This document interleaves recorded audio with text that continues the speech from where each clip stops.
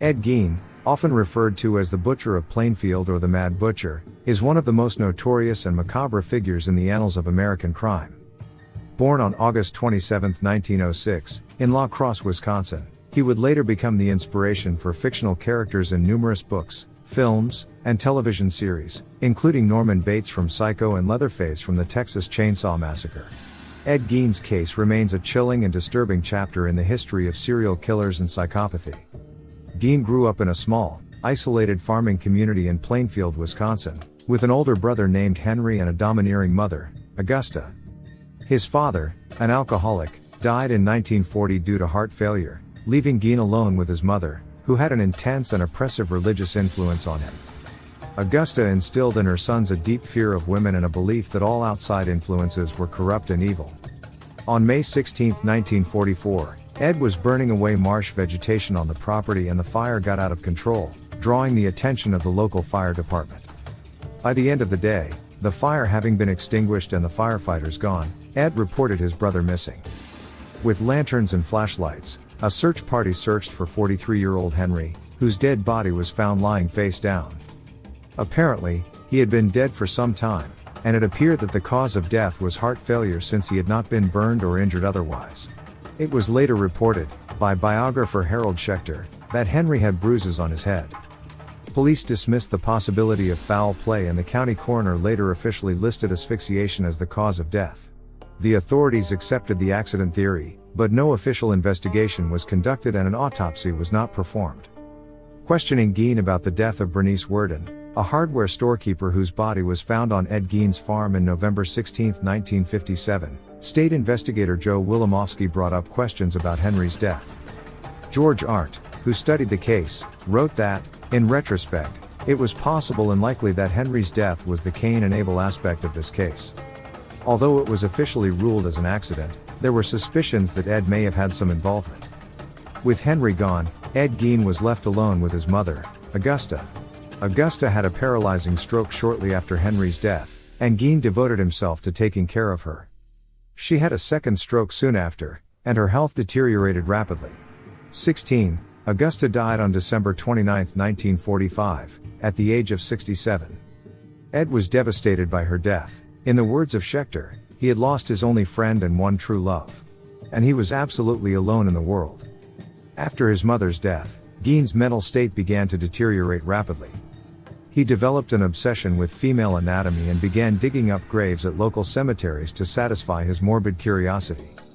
This desecration of graves eventually escalated to full-blown necrophilia, where he would have sexual relations with the corpses he exhumed. In 1957, the shocking truth about Ed Gein was discovered when authorities began to investigate the disappearance of a local store owner, Bernice Worden. Gein was the prime suspect since Frank Worden told investigators that on the evening before his mother's disappearance, Gein had been in the store and was to have returned the next morning for a gallon of antifreeze. A sales slip for the antifreeze was the last receipt written by Worden on the morning that she disappeared. When the police searched his property, they uncovered a house of horrors that defied imagination. The details that emerged from this search are the stuff of nightmares. Inside Gein's farmhouse, the police found a trove of human remains and disturbing items made from human body parts. These included a collection of shrunken heads, a vest made of human skin, a lampshade crafted from human flesh, and masks created from the faces of deceased women. He had also turned human bones and body parts into macabre artifacts, demonstrating a level of depravity and perversion that shocked even the most seasoned investigators. The police also found leggings made from human leg skin, a corset made from a female torso skin from shoulders to waist, Bernice Worden's entire head in a burlap sack, Bernice Worden's heart in a plastic bag in front of Gein's potbelly stove, 9 vulvae in a shoe box, and a belt made from female human nipples. Other gruesome items found entail 4 noses, a pair of lips on a window shade drawstring, fingernails from female fingers, bowls made from human skulls, and human skin covering several chair seats. Ed Gein was arrested and charged with the murder of Bernice Worden, although he denied any involvement in her death. He confessed to the gruesome grave robbing and admitted to creating the gruesome human artifacts. When questioned, Gein told investigators that between 1947 and 1952, he had made as many as 40 nocturnal visits to 3 local graveyards to exhume recently buried bodies while he was in a daze-like state. Geine admitted to stealing from 9 graves and led investigators to their locations. Geine had robbed the graves soon after the funerals while the graves were not completed. The test graves were exhumed because authorities were uncertain as to whether the slight Geine was capable of single-handedly digging up a grave during a single evening. They were found as Geine described. One casket was empty, another casket contained Geine's crowbar, and the final casket saw most of the body missing, yet Geine had returned rings and some body parts. Thus, Geine's confession was largely corroborated. A 16-year-old youth, whose parents were friends of Geine and who attended baseball games and movies with him, reported that Geine kept shrunken heads in his house, which he had described as relics sent by a cousin who had served in the Philippines during World War II. Upon investigation by the police, these were determined to be human facial skins, carefully peeled from corpses and used by Geine as masks. In addition to the murders of Hogan and Worden, Geine was also considered a suspect in several other unsolved cases in Wisconsin. In November 1957, authorities confronted Geine with a list of missing persons cases that had occurred between the death of his mother and Worden. Their suspicions were further aroused after the discovery of Hogan's remains. However, lie detector tests seemingly exonerated Geine of any other murders, and his psychiatrist concluded that his violence was only directed to women who physically resembled his mother.